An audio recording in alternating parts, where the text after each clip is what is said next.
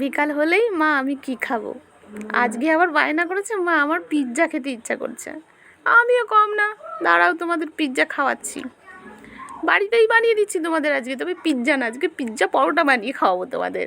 চলো, এই কথা বলেই শুরু করে দিলাম। একটু আটা মাখা ছিল, আটা দিয়ে রুটি বানিয়ে তার মধ্যে দিয়ে দিলাম কয়েকটা পেঁয়াজ, ক্যাপসিকাম, টমেটোর, আর একটু আলু ভর্তা ছিল, সেটাও একটু দিয়ে দিয়েছি।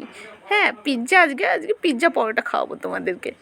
তো এটা বলে ওরা খুব এক্সাইট, কী বানাচ্ছে মা, আর আমিও কিন্তু এটা ফার্স্ট টাইম বানাচ্ছি, এখনও কোনো দিন বানাইনি, তো জানি না কেমন হবে।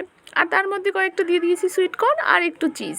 আর পিৎজা যদি বানাতে দিতাম অনেকটা চিজ দিতে হতো, আমিও খুব চালাকি করে নিলাম এখানটাতে। আর চারি সাইডে একটু জল দিয়ে সুন্দর করে রুটিটাকে মাখিয়ে নিলাম হালকা করে, যাতে উপরে আরেকটা রুটি দেবো সেটা তখন কি বলে ওটাকে, চিপকে থাকবে।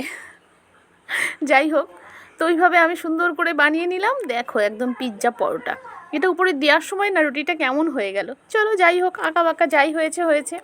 আমি একেবারে খুব পাকাপোক্ত কোনো গৃহিণী না, মানে যে খুব সুন্দর করে গোল সুন্দর হবে, যা হয়েছে খাওয়ার মতো তো হবে।